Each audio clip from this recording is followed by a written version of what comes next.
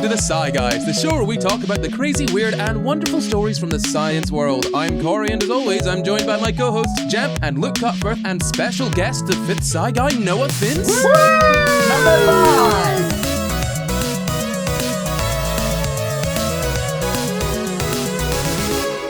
5! This week, we're talking about two topics we've spoken about before, but first, we want to thank our patrons, because they're the ones that voted for this episode. So thank you to our patrons. Thank you, patrons. Thanks a lot. That's It's nice. so nice. I have no personal connection to you. Well, maybe you can answer this question along with everyone listening and watching. If you're listening on Apple or Spotify or anywhere else, head over to YouTube and get down in the comments of this episode and answer this question for us. Are you autistic? Do you have gender dysphoria? Or are you greedy? And have you gotten both? Oh. Potentially. So I'm sure you could probably guess what we're talking about this week. Our patrons voted in the topic of autism and gender dysphoria. So we're talking about the relationship between those two this week. But before we can actually get into the relationship between them, we need to understand what they are. So first off, Noah, what is autism? I don't know.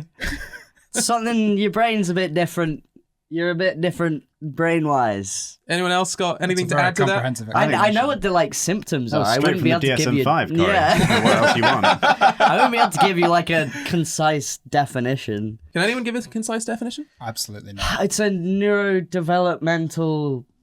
Is it a disorder? Is it characterized as a disorder? A neurodevelopmental disorder characterized by different social understandings and other. I don't know. It's a mix of a bunch Isn't it of like different a, things. like a processing thing. It's lots of things, Yeah, So like if you want to know a full explanation of what autism is, you can head to our episode that we did with Laura. Are you gatekeeping the definition for views? No, If you want to know. I'm sending people to a place where they can get more information. I'm about to give a much more concise definition. Thank Okay. you very much. So you could check out that episode. And actually, if you want the definition of autism, I'm not going to give it to you here, but I will give you a quick overview of what it is. So what the NHS says about autism is that they say autistic people might find it hard to communicate and interact with other people, find it hard to understand how other people think or feel, find things like bright lights or loud noises overwhelming, stressful, or uncomfortable, or get anxious or upset about unfamiliar situations and social events, take longer to understand information, or do or think the same things over and over. Essentially, when you talk about autism, there are a few features that are associated with it. There are sort of sensory processing sort of issues occasionally, often, and there are generally issues with sort of, social interaction. In that, basically, autistic people's brains just work a little bit differently, and that causes those things. There you go. Sounds about right. Very It sounds good. about right. Sounds about right. Cool. So we know what autism is, yeah? We got a decent grasp of what autism is. Oh, comprehensive. More or less. Now. Yeah. According to the NHS, yeah. So roughly 1 to 2% of the population is estimated to have autism. Obviously, we can't be 100% absolutely sure, but 1 to 2% is roughly what we think. And that's based on large-scale studies. Obviously, that can be impacted by, diagnosis and things like that. Autism can be underdiagnosed, particularly in young girls. That's something that happens often. But yeah, 1 to 2%. We'll just stick with that general number, okay? Moving on from autism to gender dysphoria. Does anyone here have any idea what gender dysphoria might be? Noah? Wait, what?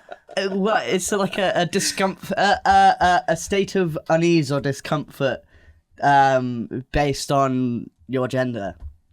Dysphoria is just discomfort, isn't it? And Yeah. Gender is just gender. Where can people go if they want to have a more There's in-depth a really understanding? good gender dysphoria episode. If you go and watch that, we made that as well. So Oh, wow, go and did give we? that It's a called view The as Science well. of Gender Dysphoria. Was I I in believe that? You were in that, Yeah, yeah. yeah. Oh, right. I've done a lot. I've been in a lot of Sci Guys episodes. I'm glad you managed to get, the basics of gender dysphoria from sitting in that episode. Yeah, I didn't know what it was until then. So gender dysphoria, just from the NHS, is a term that describes a sense of unease that a person may have because of a mismatch between their biological sex and their gender identity. Does anyone want to hazard a guess at what biological sex means and what gender identity means? Oh, good God. Oh, Lord. Come on. Step into the minefield. Go on, do it. Okay, well, biological sex, I would say, is the manifestation of primary and secondary sex characteristics based upon usually your chromosomes, but sometimes you can have androgen insensitivity disorder, which means you can have a set of chromosomes and have a different appearance of sex. So yeah, that's right. Androgen insensitivity syndrome is just one of many things that can make your chromosomes not necessarily match the appearance of your biological sex. So biological sex, yeah, it's all of those sex characteristics. So chromosomes, it's like facial hair, genitalia, gonad. So that would be sort of testes and ovaries. All of those things come together to make up your biological sex. As we have spoken about on this podcast many times before, there's actually a very specific video on this. Biological sex isn't as simple as you might think. It's not a very binary thing. You know what I mean? There are lots of different things that we use to measure it, and people will say, oh, it's down to chromosomes, it's down to this, it's down to that, it's down to gamete size. That is probably the best way to determine biological sex, is the size of the potential gametes that someone's body might be able to produce. Because it's more complicated than we thought. It's too complicated. No Yeah. talks, yeah. Absolutely. But even then, looking at gamete size, not everyone can produce gametes. Not everyone has the capacity to produce gametes. We've even found, I think, at least maybe one case study where someone had the tissue that was potentially capable of producing both kinds of gametes. Wow. Big and small. That would be eggs and sperm. That's what I mean when I say gametes. Yeah? Yeah. So, biological sex, complicated, but you probably already know what it is. It's generally genitalia and chromosomes and that sort of thing. Yeah? Yep. You're all happy with that? Yep. Very good. Now, what's gender identity? Oh no. Well, this doesn't have a particularly good definition. Maybe it does, but like I've always thought of it as like, in my brain's way of conceptualizing, you've got like your self. Your self is like a collection of sort of information about how you identify, and one of the sort of flags on that information database of me is like my gender, and that is sort of, and then it has all sorts of like societal implications, and also has a certain level of correlation between sex, but that can also not be the case. Yeah. Basically, that's a big way of me saying, I don't know. What the NHS says is that gender identity refers to our sense of who we are and how we see and describe ourselves, and that most people identify as male or female, or men and women, and those are the binary identities. So if we're talking about binary identities, we're talking about men and women or male and female, okay? And some people feel that their identity is different from their biological sex. Those people would be what? Crazy. Jesus, no, you can't say that. No, you can't say that. I'm trans. Okay, you're what? No, I can I'm say that. trans. Okay, They would transgender be is the answer that we were looking for. So You can say that for fun. It's allowed. Just As a treat. a little bit of fun. imagine a new listener coming in, listening to this episode for the first time, being like, "Oh wow, an episode of this podcast that I've just found about gender identity and autism," and suddenly, Well, I They're answered crazy. the question, do you have both? And I said potentially. oh, okay, very good, that's fine. So- then. Yeah, gender identity. Back to the NHS and what they say. They say, for example, some people may have male genitals and facial hair, but do not identify as male or feel masculine, and vice versa. And some people don't even define themselves as having a binary identity at all. Those people would be non-binary. And you can be, there are different flavors of non-binary. There's like agender, gender diverse, non-conforming. There's gender fluid. There's so many different flavors of gender, and you can have anyone. They're all That's tasty. fine. They're all good. That's fine. You know? Whatever. Choose whichever one you want, or don't choose. I don't know. Okay? Choose. Whoa. I think this is a choice. Ooh. You're Wow. allowed to choose if you want. You cannot choose your internal understanding and sense of gender, but you can absolutely choose the label that word, you use yeah. to describe your Yeah, gender, exactly. because labels they're not real. They're made up. They're just words that we've made up, and they have meanings that we ascribe to them. They're not, strict biological reality. Yeah. Because that doesn't exist. Okay. Are we all caught up on Yes. autism and gender dysphoria? Absolutely. And I want to say as well, another thing here that is going to be relevant when it comes to talking about autism and gender dysphoria is that gender dysphoria does not equal transgender. So there are some people that could have gender dysphoria that aren't transgender, and there are some people that are transgender that don't have gender dysphoria. Okay. But how does being trans without gender dysphoria work? Well, it's more about your sense of identity rather than, because dysphoria is like discomfort and like Right. So you can unsatisfied- just have a different identity, but like, Yeah, it you're not doesn't upset upset about me, it, yeah. but it's still not who I am. Yeah. Yeah, like yeah. if someone plopped my brain into Rebecca's body, Yeah. and I was like, I don't identify as this, but it's not. Yeah. It doesn't bother me too much. But it's not. It's quite nice in here. It's fine. But like, it's not me. Yeah. Okay, interesting. So, according to a sex health study published in 2017, there's a prevalence ranging from 0.5% to 1.3% for self-reported transgender identity in children, adolescents, and adults. And according to a national survey of the United States, 0.6, that's 1.4 million individuals identify as transgender.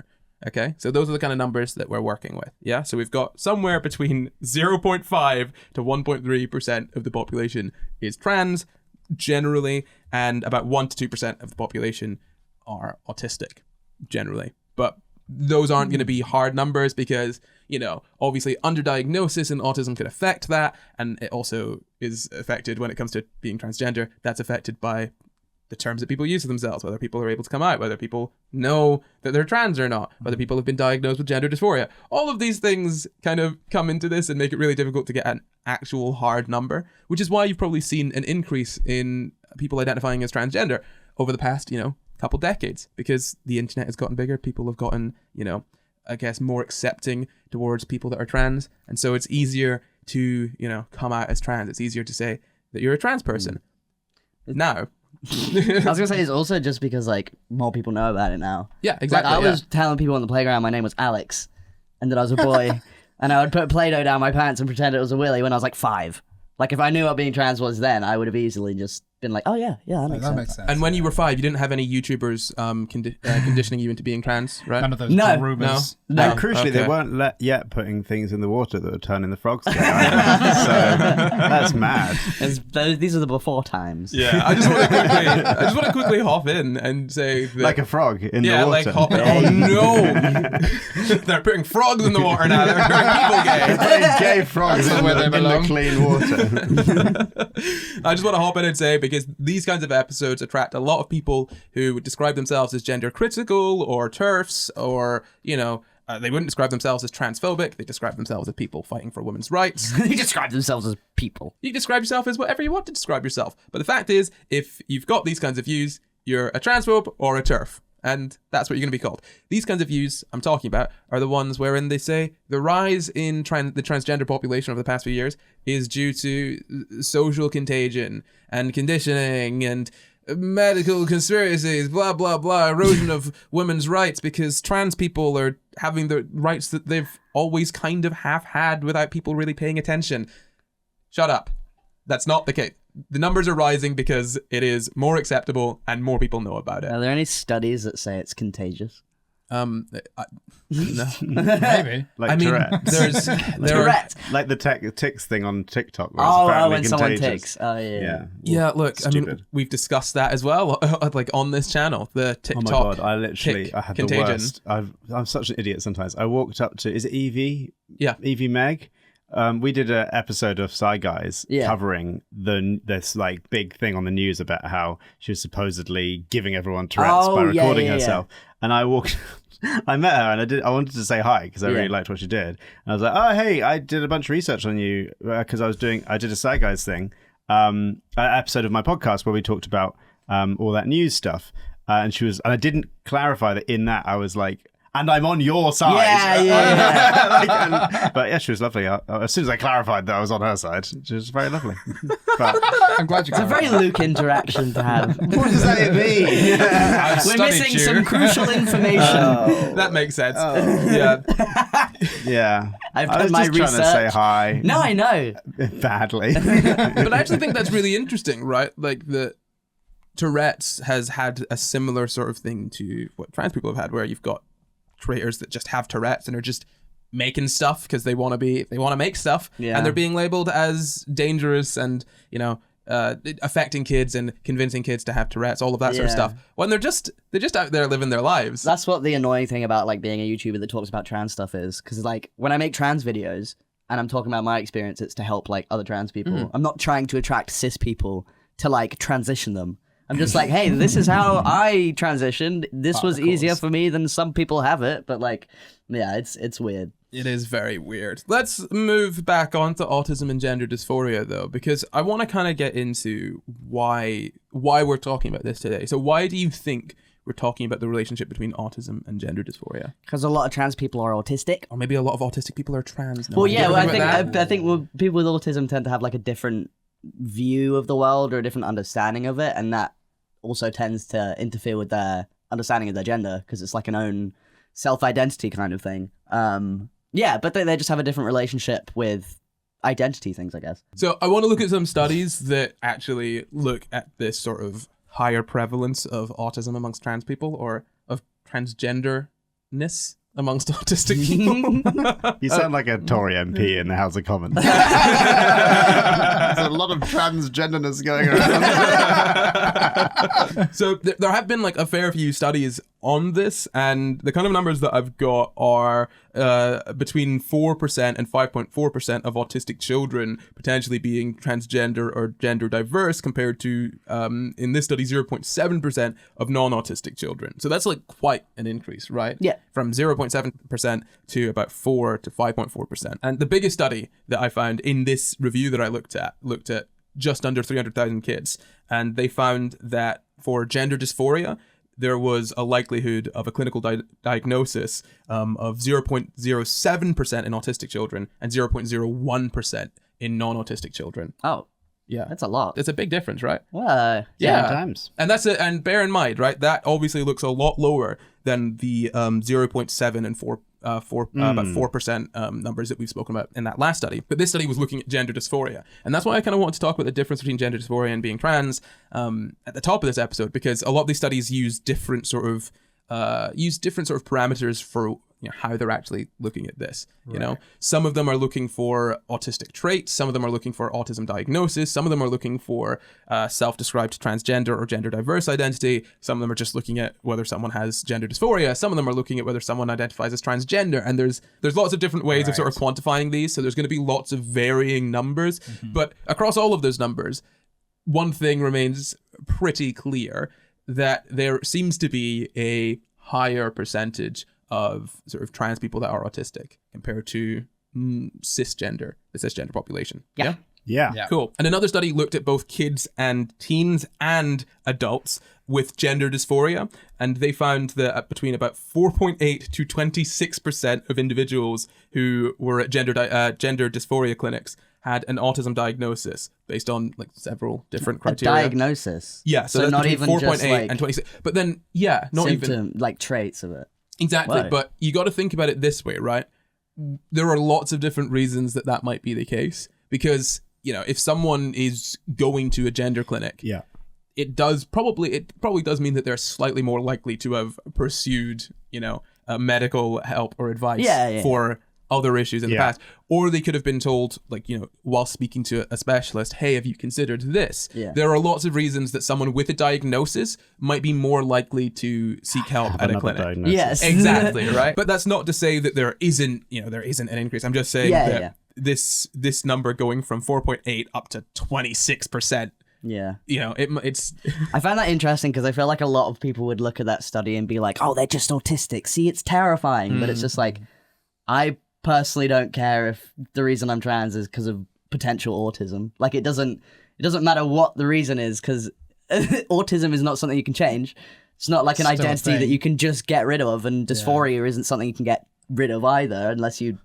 There are ways to get rid of it by transitioning, but like, I don't know. It's interesting that there are studies like that, and I've seen a lot of people comment like, oh, it's because of autism on my videos, but it's just like, regardless of what it is, it doesn't really matter. Still there. Yeah, it's still there. I think ultimately it comes down to the fact that, what people don't really pay attention to is that autism or any sort of neurodivergence isn't just a thing that you have.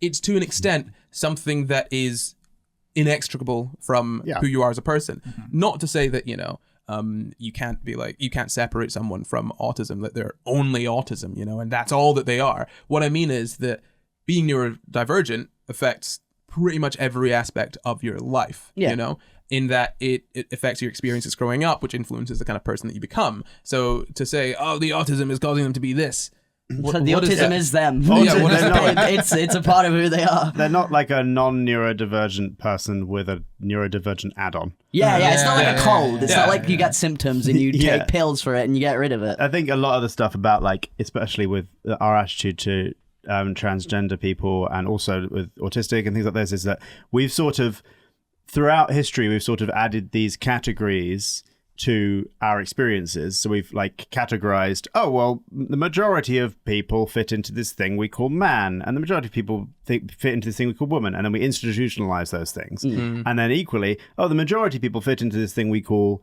neurotypical. All right, that's now the norm, and anything else is like got a software add-on, like a Sims expansion pack. Well, people think of like autistic people as normal people, but with you just take out the social interaction abilities, and that's an autistic person, right? It's just That's like saying you're something with 3 arms that's just had one of its arms taken away. No, exactly, Yeah. right? It's a weird way. I think what we often do is we think of the baseline person, and I don't know what the baseline person is according to society. It couldn't, it couldn't at all be a none of us. cisgendered white man. Yeah, it's not us. Oh no, it's not us, definitely. A cisgendered, heterosexual, able-bodied white man, right? 6'2". What is it? All the cities are built for this like imaginary 6'2" man. Hey, I don't mind that. That's cool. But the Okay. planes are definitely not You built don't. for that imaginary 6'2" man. Well, you've got everything else. You got all the doors, man. I also find it interesting that like it's weird because like gender dysphoria doesn't necessarily make you trans, and having difficulties with social interaction doesn't necessarily make you autistic, and they're still just words that we've put a bunch of symptoms under. I think the difficulty is as well is that trans is a word that means very little. I mean, it's got a pretty specific definition, right? Yeah, Which yeah. is transgender means that your gender identity is not the same as the one that you were assigned at birth, right? Yeah. Like it is as simple as that. If you have a gender identity that does not match, the sex and gender that the sex and therefore gender that you were assigned at birth, then you are trans. Very simple, straightforward, easy. But that encapsulates a lot of different kinds of people, right? Like, it's quite similar to what I was talking about way back when, I think a couple years ago in our episode on the gay gene or lack thereof. Luke, do you remember my little analogy that you love so much? Oh my god. Yeah. Corey says that being gay is a symptom, not a disease. Exactly. It's like having diarrhea. Yes, because diarrhea isn't a disease. It can be caused by diarrhea can be caused by any number of things, right? So it's just a symptom, and to find the cause of that, you can look for the disease or the thing that's causing it. Like perhaps you ate too many raw shrews, Luke, and suddenly you've got diarrhea. Oh, no. I don't know, perhaps you've got IBS, Noah, and you've got diarrhea. Like Diarrhea gang. But you can't look at someone that has diarrhea and say, I know exactly what's going on with them. All you can say You're is gay. That's what it is. You're gay. gay people do have IBS as far as Twitter says. I don't know. My point is, Sorry, what? apparently there's this whole thing about gays having IBS. I don't know. Maybe I've we'll heard look this thing into about it. like people with ADHD having IBS. There's a lot of people. Apparently, there's like a higher prevalence of people with like intestinal issues if they're neurodivergent. Oh yeah, I've heard about that. Yeah. Which is like insane. It's so insane. My point is that when we say trans, we often think of that as just one thing. But if you've met more than one trans person in your life, you realize that trans people, surprisingly, and brace yourselves for this, are individuals. Whoa, not a monolith. No, we're all part of this trans machine. Little trans club, getting kids to join, saying, much for hey, me. you catch them on the street corners on YouTube, and you're like, hey kids, hey little cis kids, you want to be trans? Or some hormone blockers. Come get some tea. Okay. I guess. Yeah, so bear that in mind that when we're talking about this, autism has a fairly clear sort of definition in that there are diagnostic criteria that we work from, but obviously that's not perfect because people can be undiagnosed, people can be misdiagnosed, and it does come down to some extent to human interpretation based on the person that is giving the diagnosis. So autism is probably a little bit better characterized than being trans in this instance, but we just got to bear in mind that when we talk about these things, there could be different things that lead someone to being trans. And so for example, let's say trans people that are autistic, there could be something with certain things that end up making you trans and autistic, right? That could be a case, but it's hard to speak about this sort of, I mean, I guess definitively, because there are so many different, there are potentially so many different things that could cause someone to be transgender. No, I was going to say, and it's also like, it's not like cancer where you can get a scan. They're like, yes, we can see the cancer. We found it. Yeah. We With like, found the transgenderism. no, exactly. But right like, there. it's not like you go to an appointment and they're like, oh yeah, of course, this is easy. Like it says it on the sheet. And the same with like autism, like especially with like women. Apparently, it's more common to be diagnosed as a woman with autism. Like you're more likely to be diagnosed in your 20s if you're a woman Right. than like, because obviously like the model is based on like little boys with autism. Yeah. So it's a lot easier to diagnose them. Whereas like girls with autism will have a completely different experience because they were raised completely differently. Well, yeah, I think we spoke about that in the autism episode. If you want to go and check that one out, there are differences in the presentation of autism. At least, you know, we can see differences in the presentation of autism between young girls and young boys. And obviously, that then means because we base literally pretty much every single kind of diagnosis, unless it's specific to, you know, women, we base them off of men, more specifically white men. So it's when it comes to diagnosing certain things, like not just mental health conditions or neurodivergencies, when it comes to diagnosing a lot of things, a lot of times it's based off of, you know, the model of a white man, which is obviously going to make things slightly more difficult when you get to, you know, different groups of people that are slightly different to white men. But back to these sort of studies, there are a few studies showing increased chances, but I kind of want to talk about one in particular from 2020. It was run by the Cambridge Autism Research Center. It used datasets from 5 large-scale online survey-based datasets. Over 500,000 of those were from the Channel 4 documentary, Are You Autistic? So Channel 4, I'm not entirely sure what was going on with the Channel 4 thing, but Channel 4 apparently ran a documentary called Are You Autistic? There was a whole sort of survey involved in that. Here's just a quote from this article. It's called Elevated Rates of Autism, Other Neurodevelopmental and Psychiatric Diagnoses, and Autistic Traits in Transgender and Gender Diverse Individuals. And that's in Nature Communications. That is a real mouthful. Jesus. So the quote here is, transgender and gender diverse individuals were 3.03 to 6.36 times as likely to be autistic than were cisgender individuals after controlling for age and educational attainment. Second, transgender and gender diverse individuals scored significantly higher on self-report measures of autistic traits, systemizing and sensory sensitivity, and scored significantly lower on empathy traits compared to cisgender individuals. Third, in 2 datasets with available data, transgender and gender diverse individuals had elevated rates of multiple other neurodevelopmental and psychiatric conditions.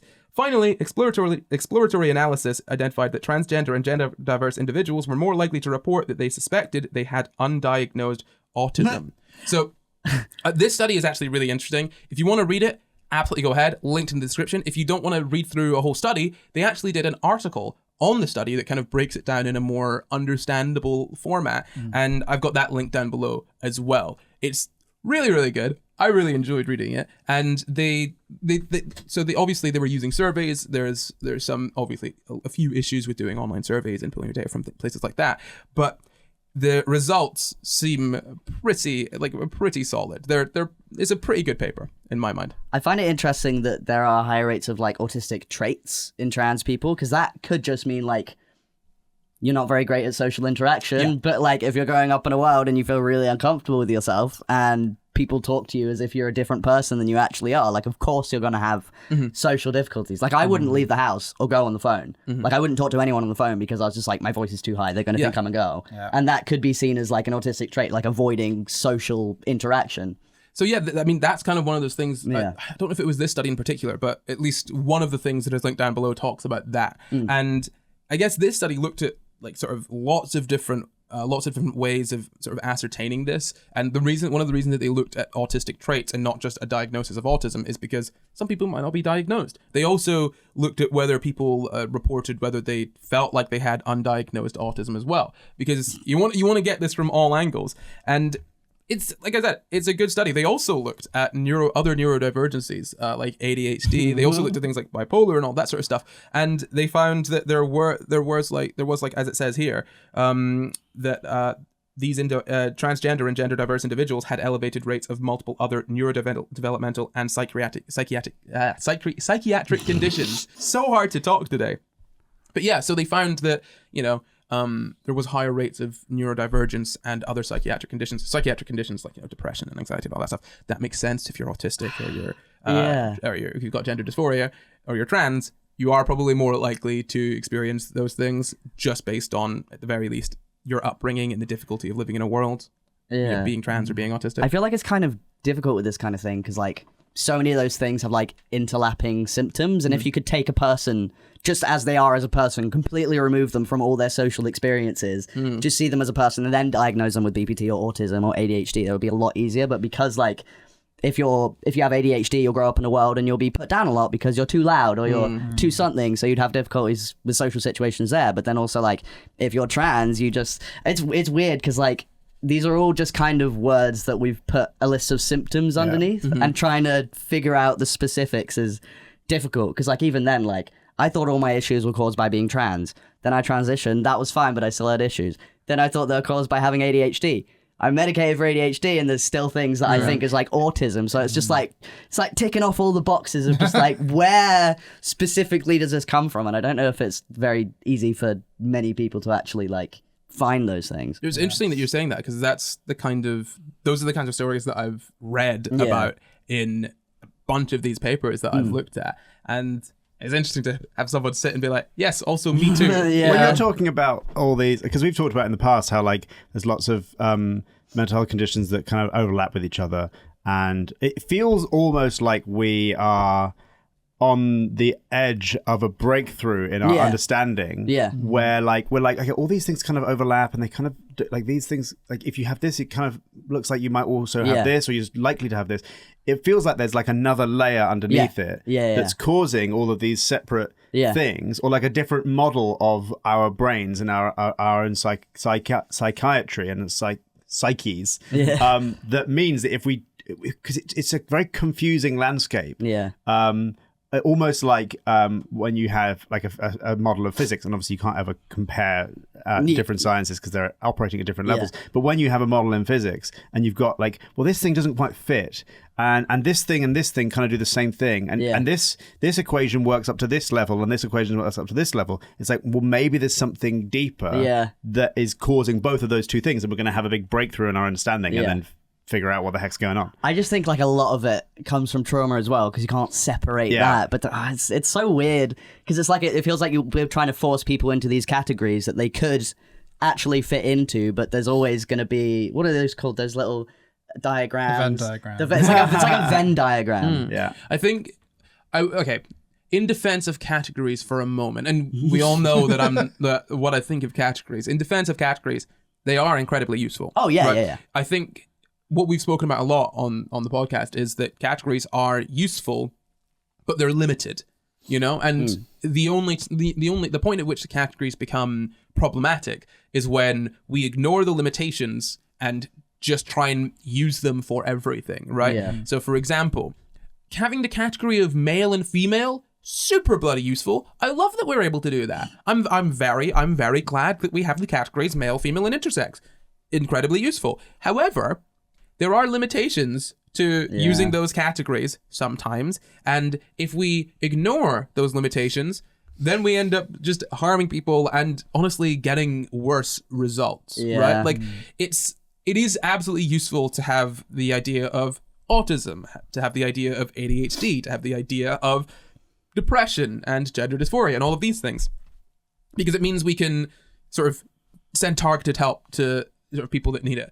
But when we start to think of these as absolute, real, definite things that totally exist, it's not quite as easy, because brains are complicated and we don't understand brains yet. It's not quite as easy as, like you were saying, you can't go in for a gender dysphoria screening and just have them run a little scan on your brain and be like, you got the dysphoria. There it is. You got it. Like an autism big screening. Sad face on the MRI scan. The gender section of the brain. And then when you call the person a boy, it smiles. And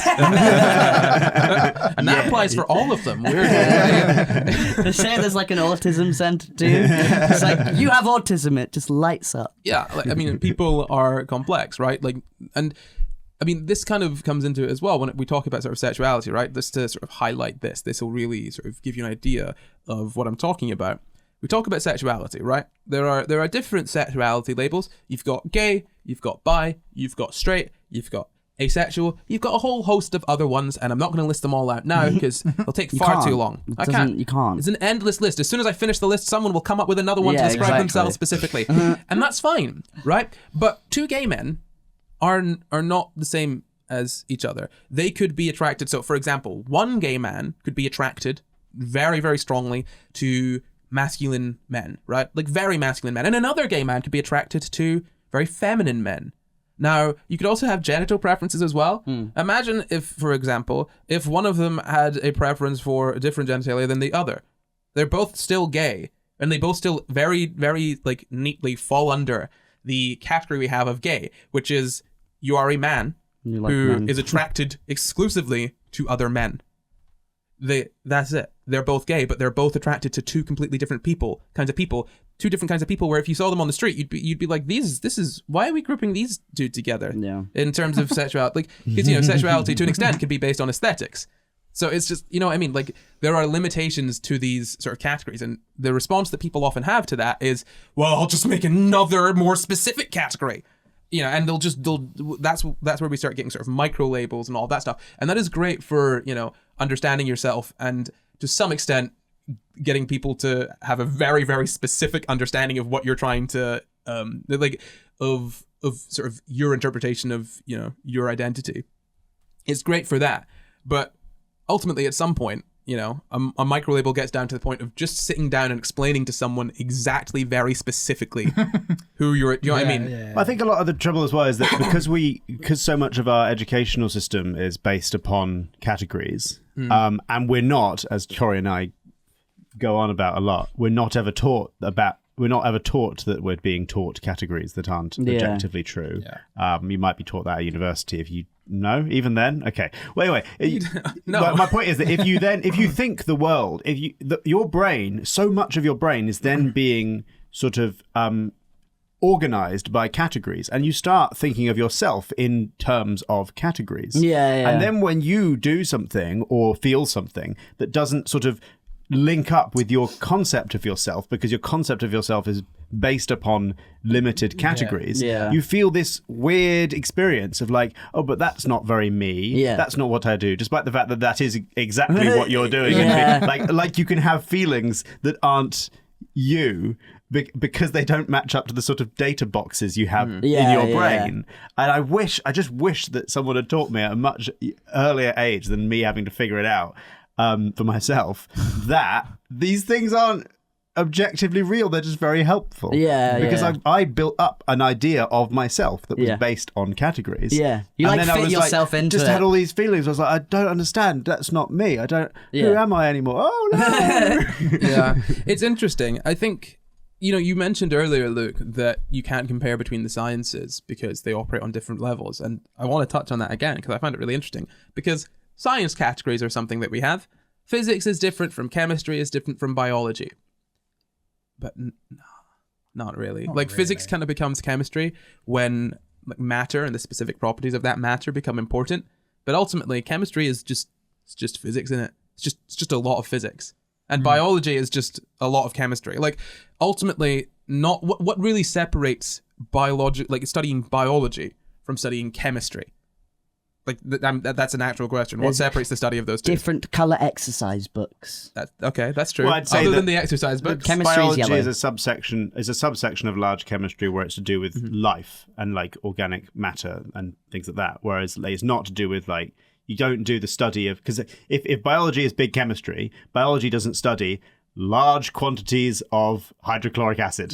Really big quantities. It doesn't do that. So it's a specific part about organic life. When I say big chemistry, what I mean is not just chemistry. Well, I don't mean lots. I don't mean lots of a chemical. I mean lots of chemistry, lots of different chemical reactions. Yes, of course. Because life is just. That's what I mean, though. Is that if chemistry is big physics and biology is big chemistry, but chemistry being big physics, chemistry doesn't do anything to do with gravitation, for example, or it doesn't Not necessarily. Yeah, not necessarily. And then physics, biology doesn't do anything to do with some parts of chemistry. Yeah, but that's what I'm saying. What I'm saying is that there is like strong overlap. So I did biotechnology, which is kind of biochemistry mixed with biochemical engineering, which is biology mixed with chemistry mixed with physics. Yeah. I was studying sort of big vats that you sort of grow bacteria in, let's say, right? You grow microorganisms in.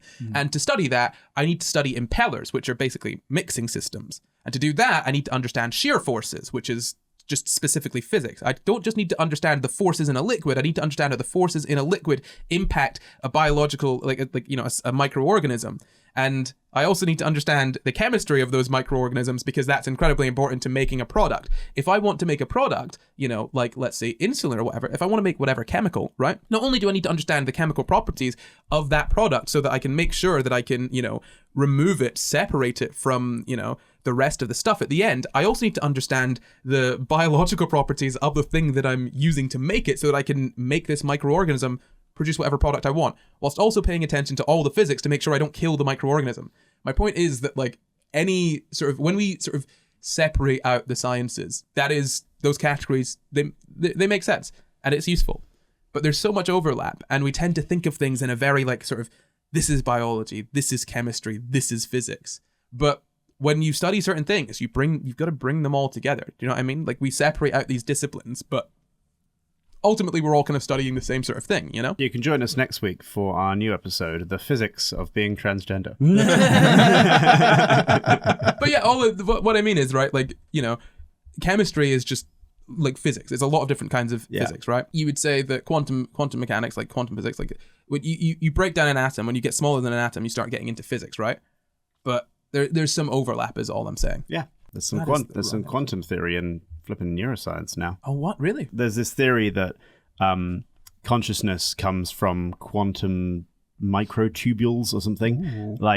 It's just so complicated. I don't know if neurosurgeons or neuroscientists would be studying that. I don't know, but that is the study of consciousness is to do with part of it is to do with quantum effects, which you'd think would be like a psychology, philosophy, and neuroscience thing, but it's now a quantum physics thing. Maybe we could look into that for a future episode then. Yeah, I mean, getting back into the gender dysphoria and autism kind of relationship there, I want to talk a little bit about why there appears to be an increased sort of prevalence of autism amongst transgender people or vice versa.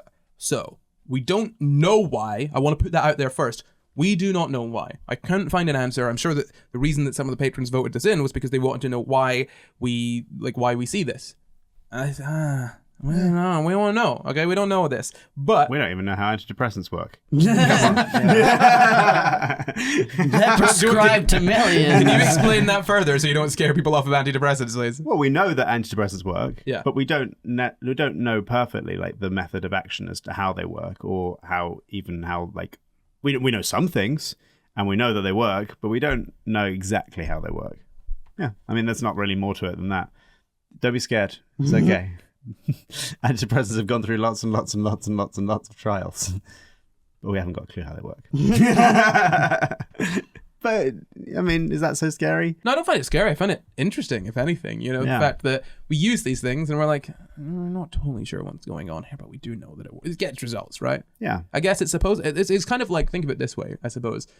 People didn't know what yeast was when they made bread or beer for a long time. But they still got drunk. They just knew that if they left out their grapes for a bit, they would get incredibly better. Fun time. Yeah, they'd have these grapes are more fun somehow. I don't know what it is. I feel like there was a period of time in which being alive on the earth just felt like Minecraft. Yeah. You just put a material down and you stand there. And then eventually it turns into a different thing, and you go, great. Yeah. And also, everyone was doing magic mushrooms. Yeah. They must have been like...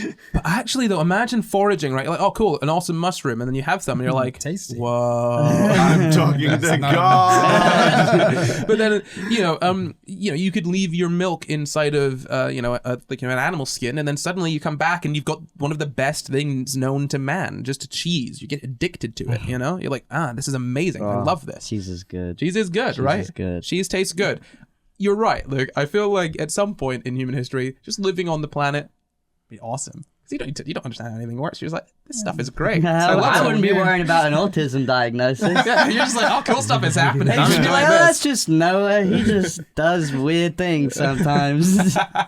We just let him be. I sometimes think about people say, "Oh yeah, ADHD makes you a good sort of hunter-gatherer." You know, like it's people with ADHD are made for this sort of thing or that sort of thing. Because they take risks. Well, yeah, They put themselves in danger, and sometimes that benefits the group. And that actually reminds me of Percy Jackson. I think I mentioned this in a previous episode. In the Percy Jackson series, I have the same birthday, so I'm sorry. Oh, that's very good. All of the, I'm happy for you. All of the demigods have Percy Jackson and the Lightning Thief, the Olympians, all of that. It's about demigods or whatever in modern day Earth.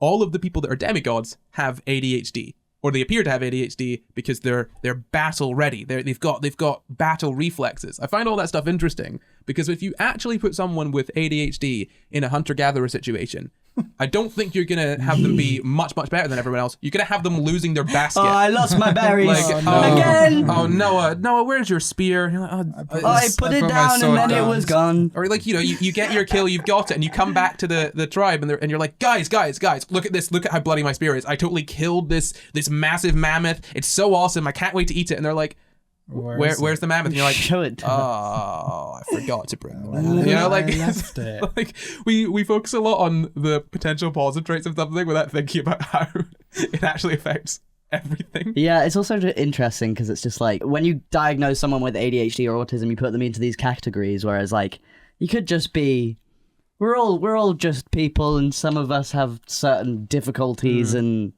all that kind of stuff. I don't know where I was going with that. It feels like a reaction to the like we were talking earlier about the reaction to there's a normal, and then there's non-normal, and that's all these people who have all these things going on, and it feels like a reaction to that of going, well, let's try and figure out why that might have been a beneficial evolutionary trait in the past. And that's a very lovely thing to do, and it's a way of sort of going, oh, this actually might be a good thing in either in the past or now. But also, even if you have a theory as to why ADHD might have been beneficial, and then turns out that theory was wrong, it doesn't mean you then go back to going, oh, these people are weird, we should just kill them. Yeah, I think that, interestingly, I don't think all of these things are necessarily negative, right? Like ADHD, it's, I think, exacerbated by the fact that you grow up in a world where you're treated poorly for having ADHD, and you become an adult in a world where it's really difficult to have a 9-to-5 job or do any of these things and have ADHD. You know what I mean? Like, or it's difficult to grow up in a world being autistic and then, with all the difficulties that entails, and then, become an adult carrying all of that trauma with you and still being autistic in a world where nothing is kind of made with you in mind at all, because it's very easy to accommodate for all of these things, like relatively speaking, but we just tend not to. It's also kind of interesting. I saw a discussion about this recently where like a potential symptom of ADHD is like rejection sensitive dysphoria, where people with ADHD are more like sensitive to like rejection. And I saw like this massive thread about it, and people were just like, yeah, so maybe it's not a symptom of ADHD, maybe it's just a symptom of how the world treats people with ADHD. And of course, if you've been taught that like, if you've been rejected your whole life or put down your whole life because of your symptoms, then that is something that you'd carry into adulthood, where you can't deal with rejection as well because it's traumatic for you. Well, over the past couple of weeks, we spoke about the obesity paradox, actually, and so you probably go check out that episode. It was a good one. And we mentioned that on the NHS website, one of the sort of problems that you deal with if you've got obesity, it points out, is that you could have low self-esteem or trouble, maintaining relationships with other people or depression and stuff. And I'm like, that's not, that doesn't have anything to do with having more fat on your body. No. That's got everything to do with living in a society where having more fat on your body makes people be mean to you. Yeah, but it's also like different cultures being bigger is seen as a good thing. Like you're seen to be more healthy and like happy Buddha. Well, our culture as well in Victorian times. Yeah, well, that's what I was gonna say. Like Henry Tudor, like all of them were like, they were blacking out their teeth because they wanted to look rich, and they were piling on the pounds because it was seen as like that was like the norm. And then it's just interesting. It's really interesting how we struggle to delineate certain aspects of things. So like with autism, for example, we think of autistic people as being one particular way, but that could actually be an influence of just being around people that are mean to them all the time, that sort of thing. But back to autism and gender dysphoria, why do you think there's this connection between them? Why do you think there's this increased sort of prevalence? Bear in mind, we don't know. We have some hypotheses, but that's all they are. We don't have any evidence to say this is exactly why. I think because autistic people see the world very differently, a lot of the time they don't feel the need to fit in these very rigid categories, as in like the gender binary. Like I know that a lot of, I don't know, I just think because like autistic people's brains work differently, they don't see the world the same, and why would they see their gender the same or their identity the same or even the concept of gender the same as people that aren't autistic? Yeah, so I mean that's kind of that kind of corroborates with what I found in papers. That's what, yeah, well done, you're as smart as a scientist. No, that was one of the things that came to mind for me as well. And the papers that I've read are saying, things like, well, autistic people tend to sort of break social norms in some cases. And obviously autistic people aren't a monolith. Some autistic people are very, in with rules and want to follow the rules of social norms. But others are already breaking the rules of social norms just kind of by virtue of being autistic. And so, why, if you're in for a penny, in for a pound, we've had all of our categories, or a significant portion of our categories, are set up for like neurotypical people. And so obviously by definition, if you are not neurotypical, then some of those categories are not going to fit you, and you're going to find that very obvious. And then you're going to point it out. Yeah. It's also maybe because like autistic people, like they've been shunned by society and treated bad by society, so maybe they don't feel the desire to fit in with the norm anyway. And you know what? Because I know people are going to misinterpret what we're saying, so I just need to clarify this very, very specifically. We are not saying that being autistic means that you're going to choose to then break boundaries in your gender, in that, if you've got let's take the view of a TERF, for example, a trans exclusionary radical feminist, or as the internet has somehow managed to deem it, just a transphobic woman. But whatever, let's take that sort of view. Now, if you view trans men as lost young girls, brought into the transgender craze by awful people like this person right next to me, if you view trans men as that, then seeing that there's a lot of autistic trans men, you'd think, well, hold on, doesn't that mean that them being autistic, they're being tricked, they're being confused? So when we're saying, autistic people might be more likely to break social norms, that's what we're saying is they've already got the trans thing going on, right? They're already predisposed to being trans. They might just be more likely to do something about it or identify as trans based on those feelings. Whereas this is something I spoke about in a video that's actually on my main channel. You could check that out if you'd like, not Corey. I spoke about how gender is a really difficult and interesting thing, in that with the categories that we've got, we kind of look at man as meaning one thing and woman as meaning one thing. But ultimately, my idea of man could be different from your idea of man. Right? So when I say I'm a man, that could mean in my head these list of things. And when Luke says I'm a man, it could mean in his head these list of things. And that list of things could be almost entirely different, right? And the difference between, let's say you've got two people that have basically the exact same list of things that they say that sort of comes into their understanding of their gender. They're like, this is what makes me my gender, and someone else is like, these things also make me my gender. They're the same, but they have two different genders. One person identifies as a cis man and the other person identifies as non-binary, because identifying as trans or non-binary isn't just a one-to-one of your experience, of whatever internal objective gender you've got. It's not an objective thing. It's viewed through, it necessarily has to go through this subjective lens of your own interpretation and experience. So a trans autistic person could potentially have the same internal sense of gender as someone who is cisgendered and not autistic. It's just that the trans person is more comfortable, the trans autistic person is more comfortable to break those social norms and identify as transgender based on that internal understanding of their own gender. Ding-a-ling-ling, is that the ad bell? It sure is. You know what we're advertising this week? The concept of asking us to do things. That's so true. We are now telling you that you could go to our Patreon and submit and vote on episode topics. So if you're ever listening to Sci Guys and thinking, man, I wish I could tell these guys what to talk about. I wish I could engage in the democratic process I love among a small group of people who pay to be involved. Head over to our Patreon at patreon.com/Sci Guys, where literally every single patron can vote every single month on a Sci Guys topic. Do it now. There's also another more, I guess, scientific one. Prenatal sex hormones. What do you think? What do you think I'm going to get into here when I talk about prenatal sex hormones? There is a theory that people are trans because they were they experienced a lot of a specific hormone in the womb, and people think that if you experience if you come into contact with a lot of estrogen as a biological boy, because biological baby boy.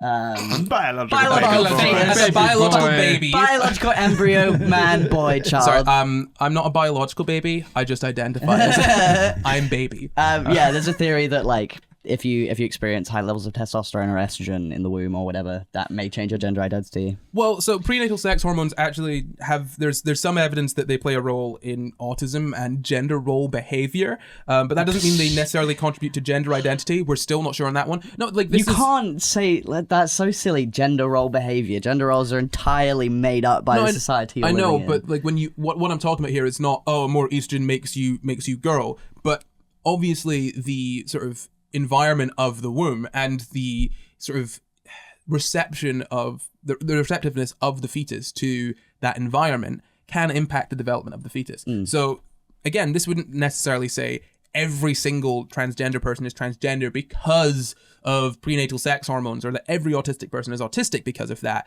They're just saying that, hey, look, this is a sort of precursor that we've noticed that could lead to these things. Maybe there's something there. And bear in mind, that's where, you bring back in what I was saying before about, being gay being a symptom and not a disease, in that there are many things that could lead to someone being trans or autistic. And this could be just one particular pathway that is somewhat linked. It's an idea that's an area for further study, really. But this stuff is so complex because it's very hard to pin down in a way that, we don't have a way of delineating, let's say there are multiple routes to having gender dysphoria. It's really hard to delineate which route someone has taken, you know what I mean? Just based on the endpoint of you've been diagnosed with gender dysphoria. In the same sense that if you've got like 5 people that have been diagnosed with depression, you have no idea what led any of those 5 to being depressed. One of them could be depressed because of trauma. One of them could be depressed, because of a chemical imbalance. There could be any number of different reasons, Do you also think they could just be, I just think some people are just trans. It's interesting because I'm just like, there could be causes, but maybe that's just how their brain works. Like, maybe that's just how they feel. Yeah, that's another thing that's kind of brought up, is that, what you were mentioning earlier about a lot of autistic traits. What do you mean by that? As in, like, there doesn't necessarily have to be a cause. It doesn't have to be... But there will ultimately be a cause. If someone is just trans, then, as in there's no prenatal hormone or there's no societal reason, then it's genetic. Or then that's the cause. I guess. But there'll ultimately be a cause. I don't think of genetics as a cause, but obviously it is. Well, yeah. If you eliminate all the rest of them, then yeah, I imagine genetics would be the cause. Yeah. Is there any other things? If it wasn't societal, it wasn't prenatal, it wasn't experiences in the womb, it wasn't being raised and experiences or trauma or anything like that. Yeah, that's pretty much everything, isn't it? And then genetics. Yeah. Or a soul. A soul. Yeah, well that's what I mean. Like maybe it's just like a... You're a man soul. Yeah. I think when we talk about the cause of something, I think what we should point out right now, this is a great point to talk about this, is that we tend to only talk about causes when it's a deviation from the norm. And when it's something you're trying to fix. Right. So for example, what causes neurotypicality? Right? Yeah. Like what causes that? A certain amount of genetics, a certain amount of untraumatic childhood. Exactly.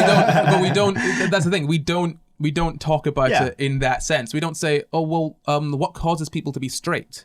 Yeah. We don't ask that question. And I think it's important to pay attention to the language that we use surrounding sort of these things. Like we're looking, when we were speaking about, the gay gene a couple years ago in that episode with Rowan Ellis, watch that. This is a really good episode for calling back.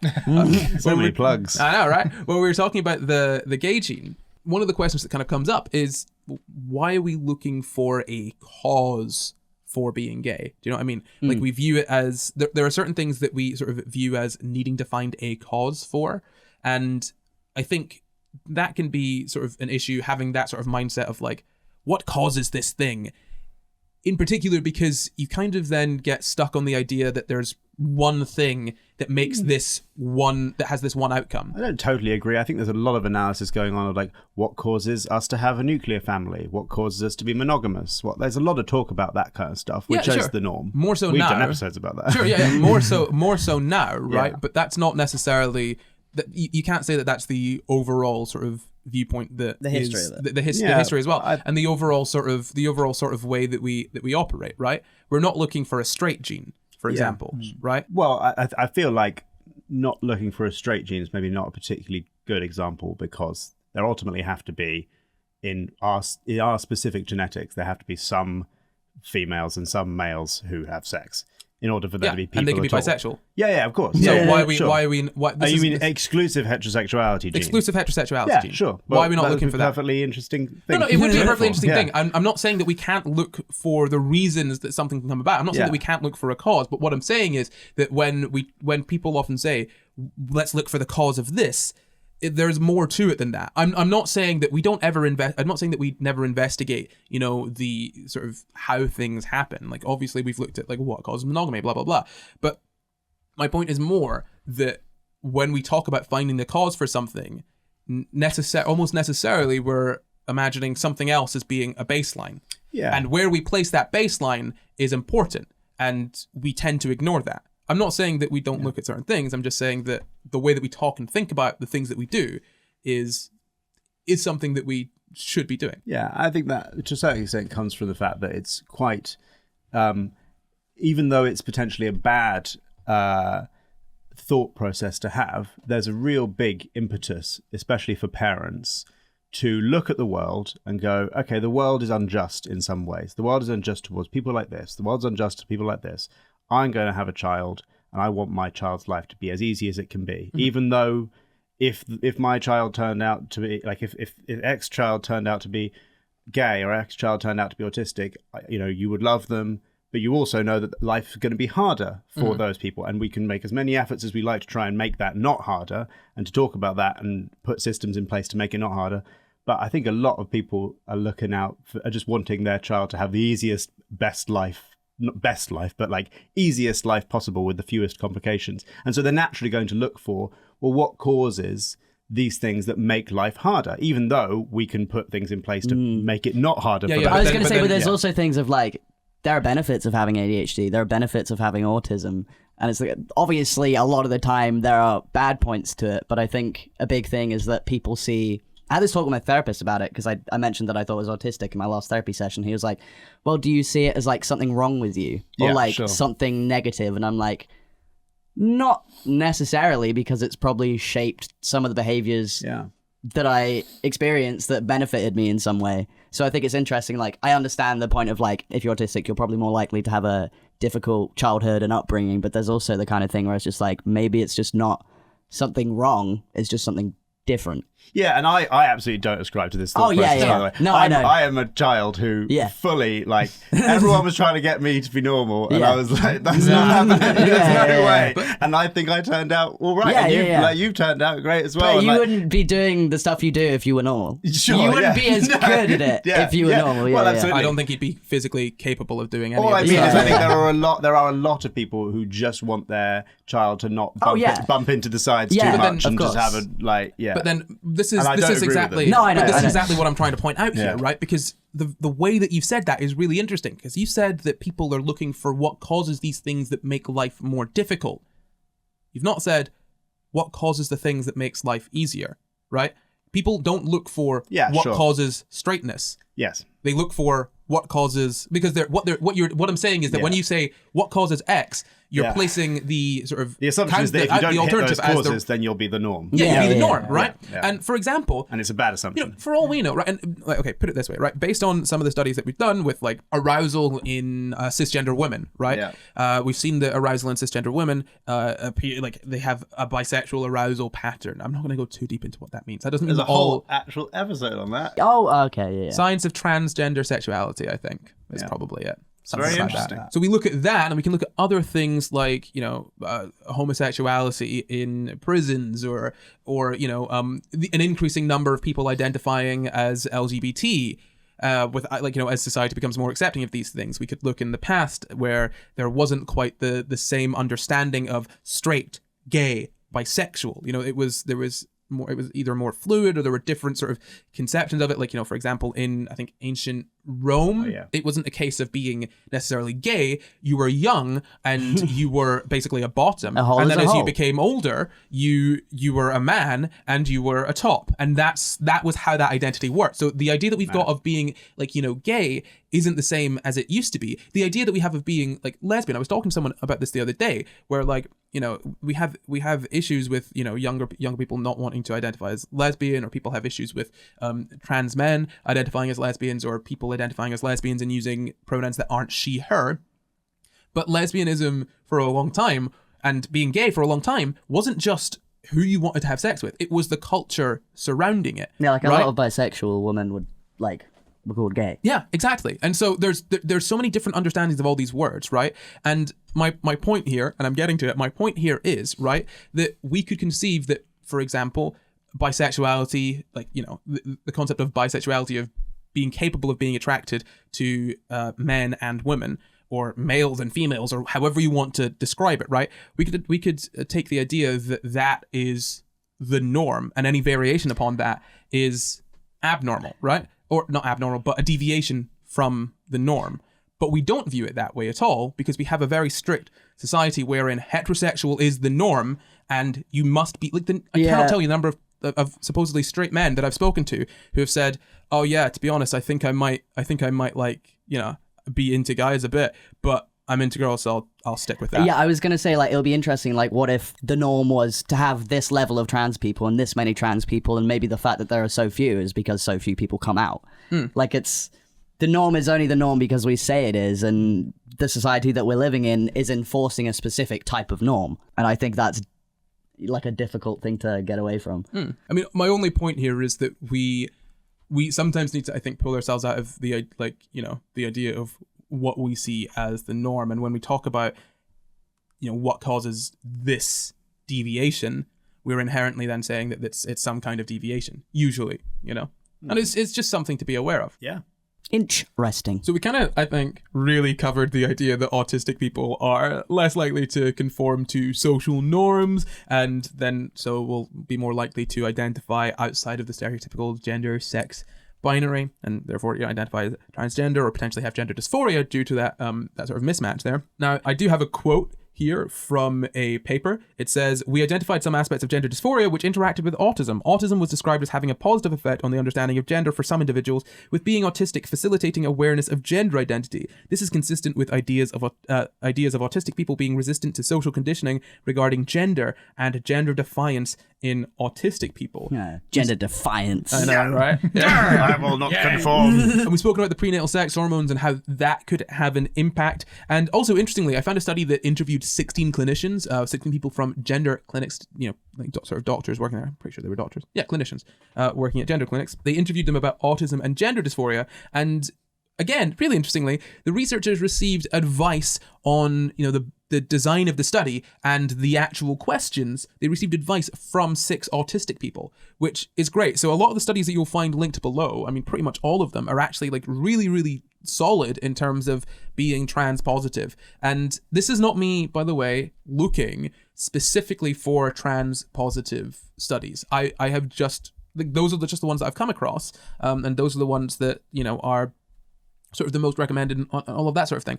Like, it's pretty cool that, you know, these studies are being done by people who are not trying to say, you know, that really awful, like, ableist and transphobic stuff that, you know, having autism and being trans means that you've been tricked because of your autism making you more gullible, or whatever it is that trans folks are saying nowadays. But I do want to read out some quotes that I've got from these sort of clinicians, because they're really, really interesting. Participant A5 emphasized the way in which they conceptualize being autistic and experiencing gender dysphoria as related but distinct. You know how a rope is made of separate strands closely wound around each other? If you stand back at a distance, it looks like one thing, but on closer examination, the two things are distinct. It's just that they wind around each other a lot, so you can think of them as working in unison or being a problem in unison, right? So, I mean, it's an interesting way of thinking about it, of like, well, they're two distinct things, but they're definitely related. And the paper goes on. Most clinicians noted that specific features of autism, including detail focus, concrete thinking, and a need for certainty and control, could all increase gender dysphoria. These factors could also cause difficulties when undertaking a gender transition. Some clinicians described how they felt that different thinking styles in autism could contribute to seeing oneself as transgender. I guess maybe if you've got a more black and white concrete way of thinking about this stuff, then it may be easier to reach a conclusion about being transgender, you know. Whereas someone who's neurotypical might be able to consider things in a more complex way or a more nuanced way, which is a bit of a weird way of putting it, right? But then they go on to give a quote from someone else who says, I would say that maybe I've met more autistic people who have maybe done a bit more systematic questioning potentially of their gender. Maybe might describe the process more of like figuring things out and working through different options, and maybe might be quite reflective about different parts of things and why they feel the way that they do. So what these two very different quotes are saying are different things, but they kind of both can come together and demonstrate ways that autistic people could be more likely to have gender dysphoria or be transgender. Obviously, autistic people aren't a monolith, so like these are two very distinct ways of arriving at this, but they both are, you know, something that you could perceive an autistic person sort of going through. For example, the first one, if you got sort of more black and white thinking, you could potentially have less trouble trying to reconcile like these feelings of like looking for like a really nuanced sort of perception of your gender, like what is this, am I that, like maybe like how can I be the gender that I've been assigned at birth, blah blah blah, and just be like, oh well, I don't feel this way, so I must be this. Do you know what I mean? Whereas, you know, someone that's not autistic might not be able to just have that very like. That sounds a lot better. That's right. It's a lot less stressful. Right? Yeah. But then the alternative is that obviously, you know, that sort of introspection and working through it very systematically, which is another sort of trait that can be seen in autistic people. You can understand how that could lead someone to arrive at being more sort of more like able a flow to, chart. Yeah, exactly. And so instead of like, you know, being someone that's holistic, so non-autistic, and being like, guys, all of these things that I feel, what is going on? I don't know.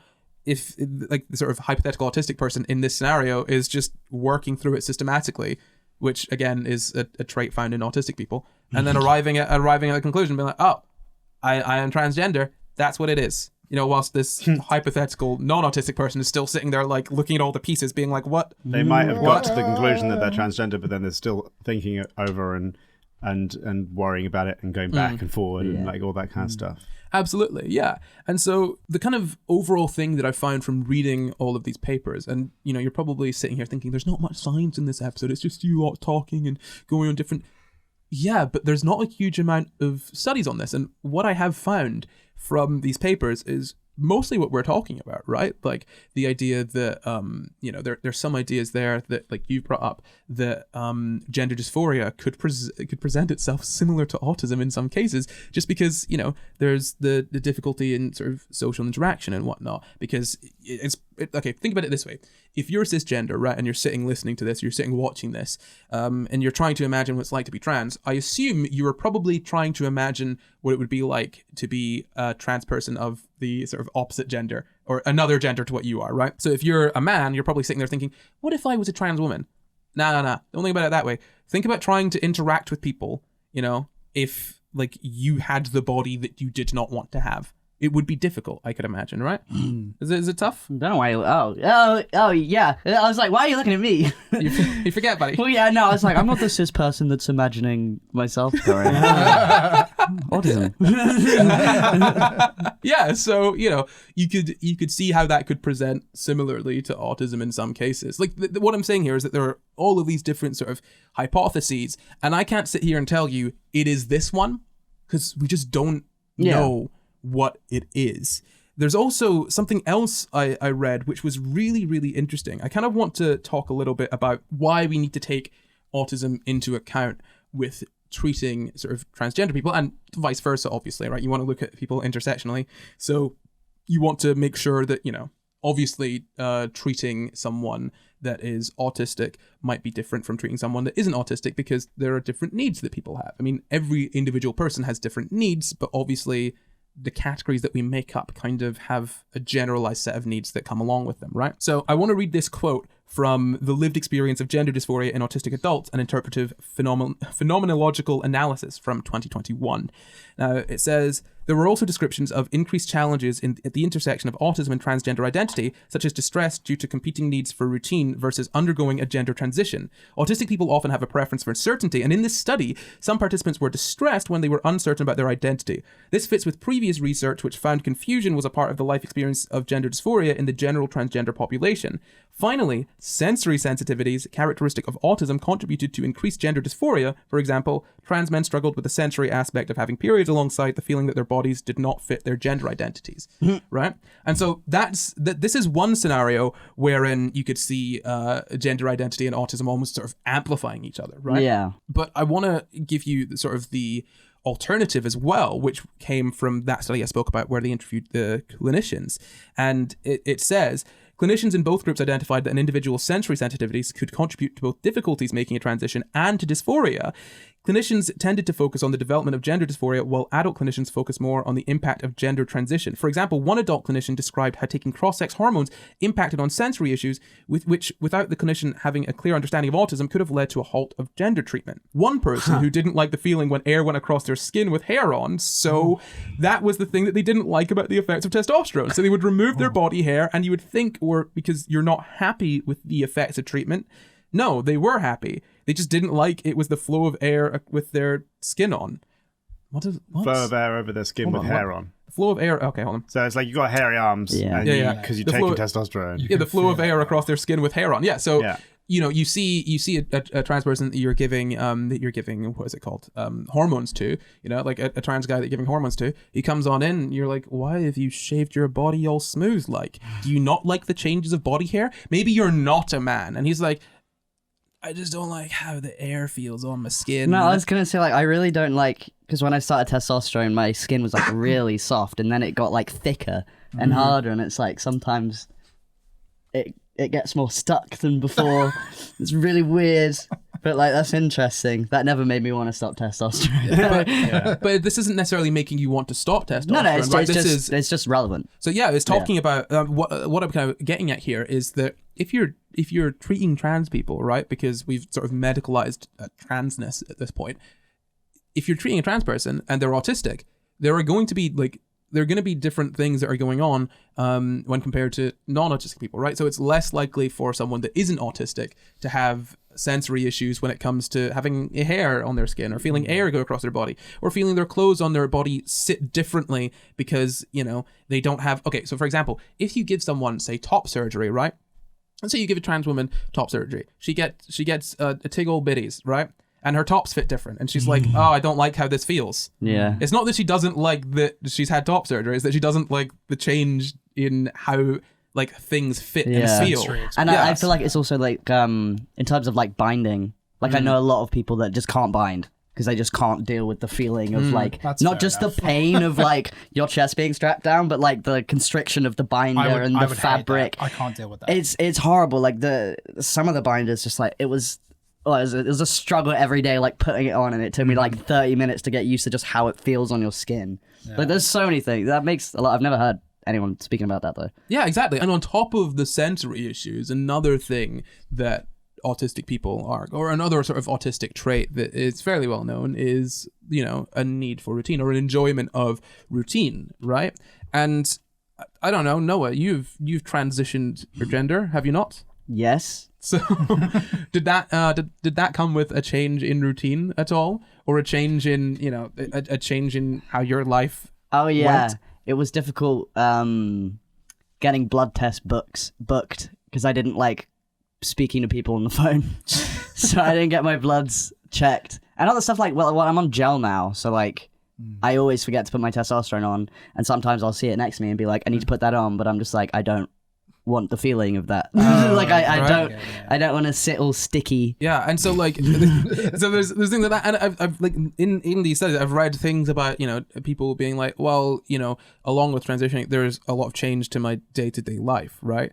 And that is difficult in and of itself. And this is the difficulty, right? If you don't take into account the totality of someone's experience, you could absolutely misunderstand what's going on with them, like where they're coming from. Because, like we've spoken about the sensory processing issues, we could talk about, changes in routine, but ultimately all that comes down to is someone is feeling discomfort. And if you're assuming that they're feeling discomfort with transitioning, then you're going to have an issue, because that's not where the discomfort is coming from, And so I guess the main point here is that taking into account, the overlap of these things is incredibly, incredibly important when it comes to treatment, right? And especially with yourself as well, like internally, trying to understand where your discomfort is coming from. You need to think about that, you know what I mean? Well, yeah, it's the same as just seeing a person as a person and not just a diagnosis. Exactly. It's every person is different. You can't just not consider an aspect of someone's identity or experience.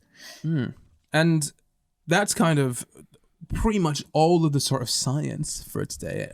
I kind of want to get on to transphobia and ableism and how the sort of, how this sort of increased prevalence of autism amongst trans people actually ends up affecting trans and autistic people, whether they fall into both categories or not. So this is, again, from Elevated Rates of Autism, Other Neurodevelopmental and Psychiatric Diagnoses and Autistic Traits in Transgender and Gender Diverse Individuals, a paper from 2020 in Nature Communications. That's the one that was done by Cambridge, if you remember. Yeah. It says, a recent study demonstrated that a third of autistic individuals had their gender identity questioned because they were autistic. There is a need to ensure that autistic, transgender, and gender diverse individuals have the right to express their gender, live with dignity, and receive social and legal recognition of their gender. And what that's kind of pointing out there is that, if you've managed to miss this, what a lot of sort of transphobes and TERFs specifically will do is say, look at this increase in the number of trans people, and also look at how many trans people are autistic. And they'll then make out the idea that being autistic makes you more vulnerable and incapable of sort of making your own decisions. That very sort of ableist, autistic people are basically the big children that don't know how to interact with other people, right? They'll say that, and then they'll be like, and people like Noah here are then convincing them that they're trans. That's what they'll say. Well, even then, I had a 30-minute video made about me where a woman said that she's a notorious TERF. Go ahead and name her if you want. Oh, Posey Parker made a 30-minute video about me where she said that I was trans because I was autistic, I was trans because of trauma, I was trans because my parents sent me away to boarding school. It's all these kinds of people that are trying to find reasons as to why I'm trans, rather than just being he's just trans. Yeah, right?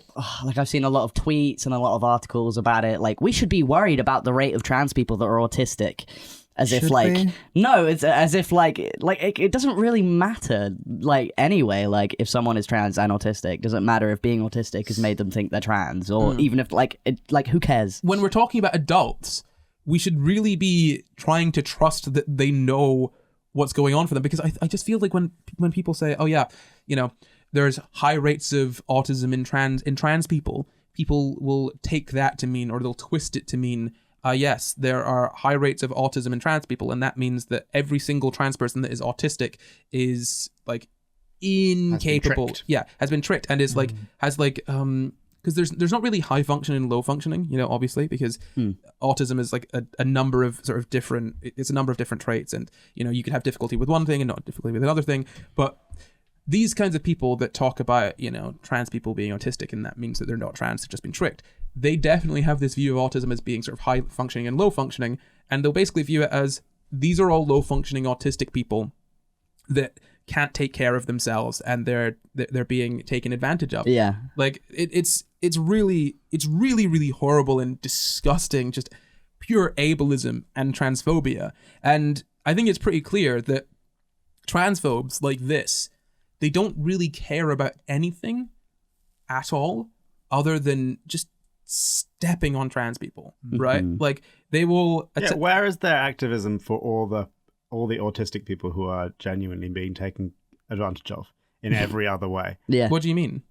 Or people. They only care about autistic people if they're convinced that they're trans. What? The only way that autistic people are being taken advantage of is being made into trans people. Oh, right. That, Okay. right? I mean, that's what So there's that's what never J.K. been any- Rowling told me. There's That's never what- been an says. autistic person that's been taken advantage of in any other way. I cannot imagine a single way that autistic people could be taken advantage of other than transing them, Luke. Right. But what would be why would you want to trans them? Trans army You trying tell to take me. trans Gender army ideology. to You remove tell me. to They, them, remove and army. erode women's rights. Trans army. I love that. Gender Yeah. ideology. To remove women's That's rights. That's Gender all it is. You know, that's like I don't really get a lot of this. I mean, I say I don't really get it. Like I understand it. Like I understand, you know, the kind of process that leads someone to being this kind of transphobe or this kind of TERF. I understand why you would latch on to autism, this autism thing as being a reason for trans people not being valid, despite the fact that like the highest numbers that we've got for autism amongst trans people is like 26%. Like that's the absolute highest. All the other ones that I read out, bear in mind, all the other ones I read out were like 4 or 5%, which is a bit above, you know, it's quite a bit above the 1 to 2% that we've got in the rest of the population. But let's say you knock out 5% of trans people. You still have 95% of trans people that aren't autistic. They're the ones who are doing the manipulating Brainwashing. of the autistic people. Yeah. Takes quite a lot to manipulate one autistic person. I actually That's hashtag one all at a my time. videos with hashtag autism. Hashtag autistic. Oh, dear me. Yeah, I think it's really interesting how essentially if you dislike trans people for whatever reason, and I think I've spoken about this before, I feel like the way that a lot of people arrive at that kind of transphobia is there's initial sort of disgust or discomfort. And we can all feel an initial like sort of disgust or discomfort to something new, right? And not like a sort of conscious one, but like a very sort of like just knee-jerk, like, what is this new thing? Yeah. This makes me uncomfortable, or this is not what I'm used to, and I find that kind of like it's breaking the norms. It's kind of, it makes me feel disgusted, right? We all have those feelings at some point for something, right? And pretending that you don't doesn't make you a better person, just makes you dumb. No, it makes you more likely to overlook when you do have those feelings, right? And if you don't face those feelings that you've got, if you don't face that sort of like almost involuntary thing, then you'll just let it sit there and fester. And what people tend to do is try to then justify it. And so instead of thinking, why do I find trans people uncomfortable? Why does the concept of a trans person make me uncomfortable? Instead of thinking that, like, what's wrong with me? You start thinking, why do trans people make me uncomfortable? What are they doing wrong that's making me uncomfortable? Why And are so they doing this deliberately? Exactly. And so you try to find a reason, like, you know, you'll go through, you're like, okay, well, maybe science has a reason. Well, maybe trans people make me uncomfortable because, you know, trans women are just men that want to have vaginas for some sexual perversion. And then that gets cast out as like that's not true. But you know? even if that was the true, reason, like, Whatever. Who cares? does it Like, affect no, you? Why exactly. Why does that matter? That one Just let him have a pussy. Let them have it. It's fine. Like, who gets It's not gonna stared know steal that at? one, yours. and It's then- not going to have yours, don't worry. Exactly. Like bodily autonomy for all except trans people, apparently. Yeah. Obviously, right? Obviously, Noah. Come on. You know, you knock that one out, and then you get onto the autism, and then you're like, oh well, okay, trans people they make me uncomfortable because they're not actually trans, and the ones that are actually trans are just tricking autistic people into being trans. Like, it's this never-ending arms race. Like, we could do or say whatever, and we could you know, do as many studies as we want. We could, you know, come up. We could have like, you know, a definitive study that says being trans is okay. Like, that couldn't, like, that's not how a study works. But let's say that a Weird study. study. Yeah, In conclusion. but that's not how a study works. But like, let's say that was like the takeaway from the study. That like there's nothing wrong with being trans. Like, what are you talking about, right? These transphobes and TERFs would still et al. find. Yeah, that's what I did a study. I studied an N of 1. Being trans is fine. What are you talking about? Publish in the journal Science. And these people would still find a reason to invalidate and hate trans people, because ultimately the issue is not anything that trans people are doing, or even necessarily anything that trans people are. The issue is just that trans people. There you go. Mm-hmm. Just that Full they stop. just that they like exist. Yes. And if you're constantly looking for a reason to justify something, if you're not looking for actual knowledge, if you're just looking for something to, I guess, justify or back up or corroborate something that you already feel, then you're never gonna actually, you know, have any integrity or come to any decent conclusion. You're never gonna end your crusade against something because you don't care about evidence. TERFs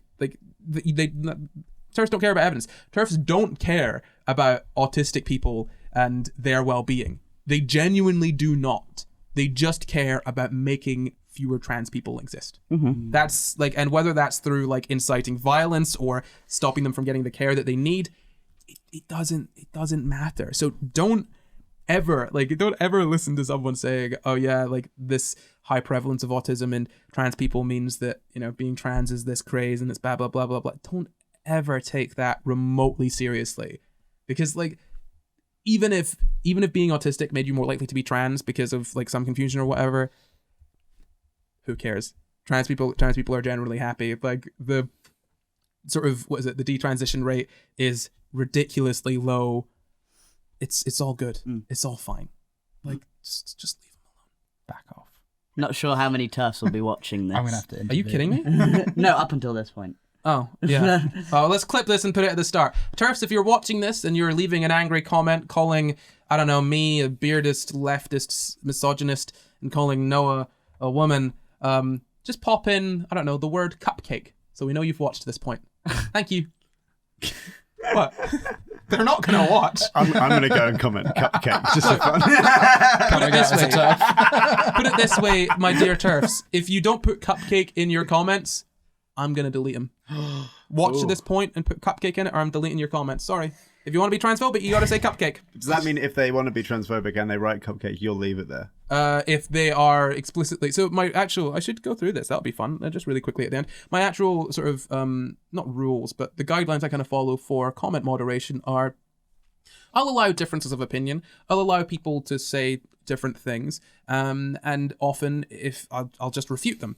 Because it's fairly easy to do. But if someone is being genuinely is genuinely trying to harass or being like genuinely cruel or mean or anything like that, specifically to someone in the comments, to a specific person or to a guest, that's gone. I will not tolerate sort of that kind of abuse. If you want to try and discuss why you think what you think, I will leave that up, so that people can tell you why you are wrong.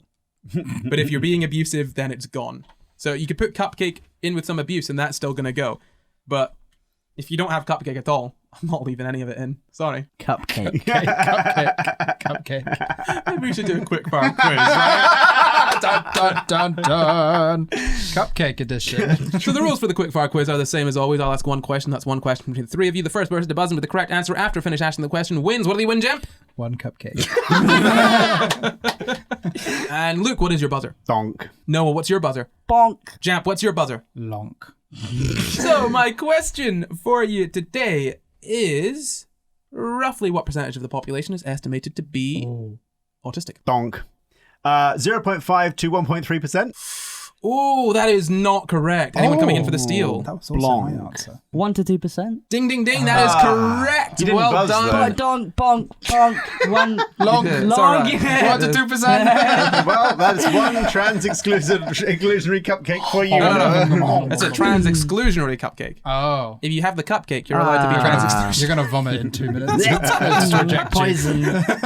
But that is not the end, because we need to thank a whole ton yeah. of Oh, our yeah, it's that time patrons. again. Because we've had a whole bunch of patrons join us. If you want to support the podcast, if you want to get things like bonus episodes, if you want to get things like bonus clips, if you want to vote on episode topics like this one or submit episode topics, or even just make us do a topic that you want us to do, get access to special parts of our Patreon, get to see our live show, Sci Guys Live, whenever you want. And also, my favorite thing, get access to After Dark, which is the sister show to this podcast, where we do a little less science and a little bit more philosophy, politics, and all of that lovely stuff, then you can join our Patreon at patreon.com/Sci Guys. But let's get ready to thank all of these brand new patrons. Thank you to Errol Gettner. Thank you to Ben Clark. Thank you, Elliot Rock. You rock. Thank you to Alison Jones. Thank you to Alex Kobe. Thank you, Cayenne. Very spicy. Thank you to Brax. Thank you, August Slater. Thank you, Robin Hargreaves. Thank you, Sophie. Thank you, Kendall. Thank you, Cowzilla. Thank you, Jess Kelly. Thank you to Ethan Welfner. Thank you, Lumivarium. Thank you, Mio003. Thank you to Elga Lepeshkaita. Thank you, Hannah7. Noah, you'll enjoy this one. Thank you to Mimty Lemon. Mimty. Mimty. Thank you to T. Smith. Thanks, Glitch Rabbit, our new executive producer. Thank you, Tyler. Thank you to John Revel. Thank you to Just Some Sentient Matter. Thank you to Amelia. Thank you to Dan the Beetle Man. Thank you, Lucas. Thank you to Juliana Moreno. Thank you to Tiny Pluto. Thank you, Rita Portugal. Thank you, Tristan. Thank you, Freddie. Thank you, Onyx. Thank you, Bleached Pants. Oh, thank you, Allison. Thank you, Cryptid Flower. Thank you, Alex Eugene. Thank you to Maggie Threewitt. Thank you, Carissa Jordan. Thank you, Jack Donahue. Thank you to Frida Roper. Thank you to Spigosaur. Thank you to Nix Bowman. Thank you to Juliet Kratow. Thank you, Erica Wolf. Thank you, Green, the color. Thank you to Andre de Romanis. Thank you, Brenna W. And finally, thank you to Christopher. Wow, so many names this month. 49 new Goodness patrons. me. Wow. Let's see if we can beat that at any point before the end of this year. 50.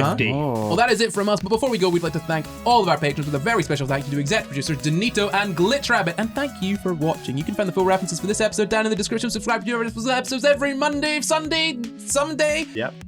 Sunday. Continue. And why not leave us a nice wee comment? You can support the pod at patreon.com/Sci Guys, or you can find and contact us at Sci Guys Pod on Twitter, Facebook, Instagram, YouTube, and at Sci Guys on TikTok too. Or you can send us an email at sciguyspod@gmail.com. That's saguyspod@gmail.com. Sci Guys Pod. At gmail.com. You can follow me at NotCor everywhere. You can follow me at Jamkin everywhere. You can follow me at Luke Cutforth everywhere. You can follow me at NoahFinnce everywhere except for TikTok where it's the NoahFinnce. And Twitter. And Twitter where it's NoahFinnce Adams. Goodbye. Bye. Bye. Bye guys, pod.